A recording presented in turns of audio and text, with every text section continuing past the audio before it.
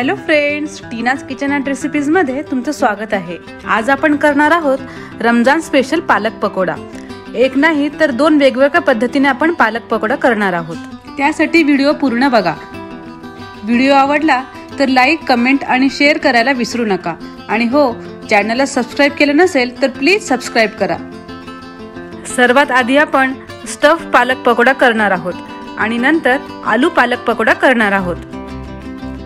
चला तर मग व्हिडिओला सुरुवात करूया। इथे आपण पालकाची पाने स्वच्छ धुवून या पद्धतीने अशी तोडून घेतली आहे। आधी आपण स्टफिंगची तयारी करून घेऊया। त्यासाठी आपण इथे घेतलेले आहे 3 मोठे बॉईल केलेले बटाटे।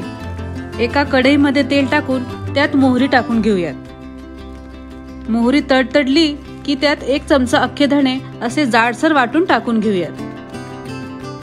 आता त्यात 1 चमचा हिरवी मिरची आणि लसणाची पेस्ट टाकून थोडं परतून घेऊयात।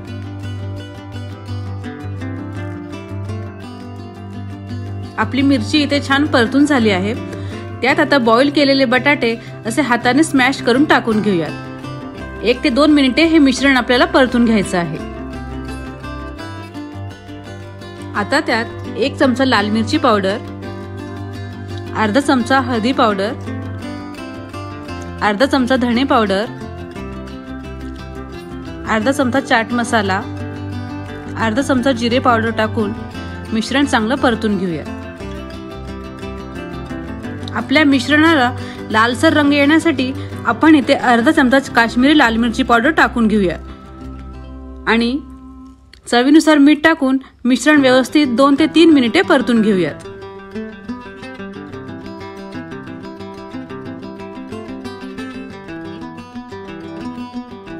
परतून घेत असताना बटाटे पूर्णपणे स्मॅश करून घ्यायचे आहे, जेणेकरून आपलं स्टफिंग व्यवस्थित असं पालकाला लागले जाईल।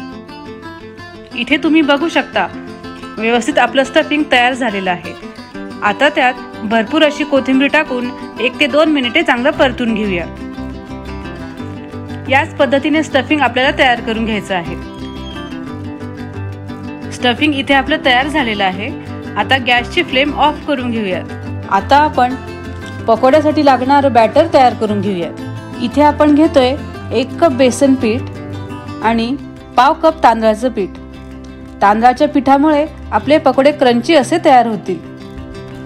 त्यात आता अर्धा चमचा हळदी पावडर, 1 छोटा चमचा लाल मिरची पावडर, 2 ते 3 चुटकी हिंग टाकून घेऊयात। हे सर्व मिश्रण आपल्याला आधी कोरडं असं मिक्स करून घ्यायचं आहे। आता त्यात चवीनुसार मीठ आणि पाव चमचा बेकिंग पावडर टाकून मिक्स करून घेऊया।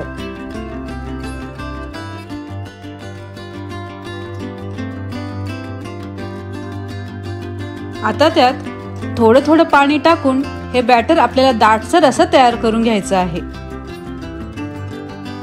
जास्त पाणी इथे आपल्याला वापरायचं नाहीये, कारण त्यामुळे आपल्या पालकाला ते बॅटर व्यवस्थितपणे लागणार नाही। आता त्यात 1 चमचा ओवा असं हाताने स्मॅश करून टाकून घेऊयात। आता आपलं बॅटर इथे तयार झालेलं आहे। याच पद्धतीने आपल्याला असं थिक बॅटर तयार करून घ्यायचं आहे। इथे आपलं स्टफिंग ही तयार आहे आणि बॅटर ही तयार आहे। आता आपण पालकाच्या पानावर हे स्टफिंग व्यवस्थितपणे लावून घेऊयात। त्यासाठी इथे आपण सर्वात आधी या प्रकारे पालकाचं 1 पान घेऊन त्यावर बटाट्याचं स्टफिंग व्यवस्थितपणे लावून घेऊयात आणि त्यावर पालकाचं दुसरं पान लावून तयार करून घेऊयात। या प्रकारे पालकाच्या पानात बटाट्याची स्टफिंग आपण करून घेतली आहे। आता एक करून ती बॅटर मध्ये घोळवून गरम तेलात 3 ते 4 मिनिटे डीप फ्राय करून घेऊयात।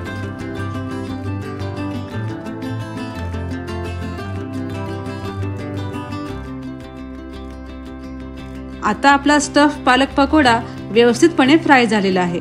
ते एका टिश्यू पेपरवर काढून घेऊयात। सर्व पकोडे आपल्याला याच पद्धतीने फ्राय करून घ्यायचे आहेत। आता आपण दुसऱ्या पद्धतीचा पालक पकोडा करणार आहोत। आपण इथे 1 जोडी पालक स्वच्छ धुवून अशी बारीक चिरून घेतली आहे। त्यात आपण 1 वाटी बटाट्याचे काप असे या पद्धतीने कट करून टाकून घ्यायचे आहे। त्यात थोडं चवीनुसार मीठ टाकून व्यवस्थितपणे मिक्स करून घेऊयात। मीठ आधी टाकल्यामुळे त्याला थोडं पाणी सुटेल, ते आपल्याला मॅरिनेटसाठी कामी येईल। त्यात आता 1 कप बेसन पीठ, अर्धा चमचा हळदी पावडर, 1 चमचा लाल मिरची पावडर, 2 चमचे हिरवी मिरची आणि लसणाची पेस्ट टाकून घेऊयात। नंतर त्यात 2 चुटकी हिंग, 1 चमचा ओवा असा क्रश करून टाकून घेऊयात। आता त्यात अर्धा चमचा बेकिंग पावडर टाकून घेऊयात। बेकिंग पावडरमुळे आपले पकोडे सॉफ्ट असे तयार होतील। हे सर्व मिश्रण आता व्यवस्थितपणे मिक्स करून घेऊयात।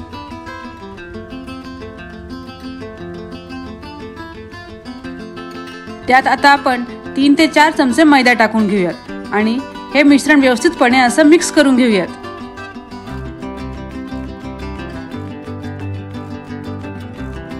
नंतर त्यात थोडं असं किंचित पाणी टाकून व्यवस्थितपणे मिश्रण तयार करून घेऊयात।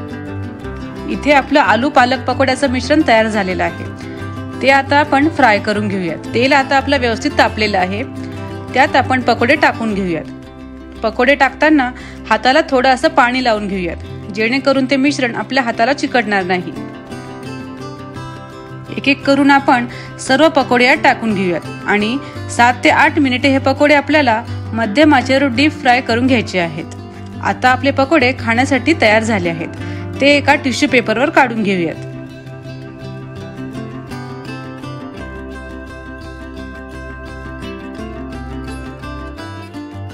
इथे आपला आलू पालक पकोडा तयार आहे।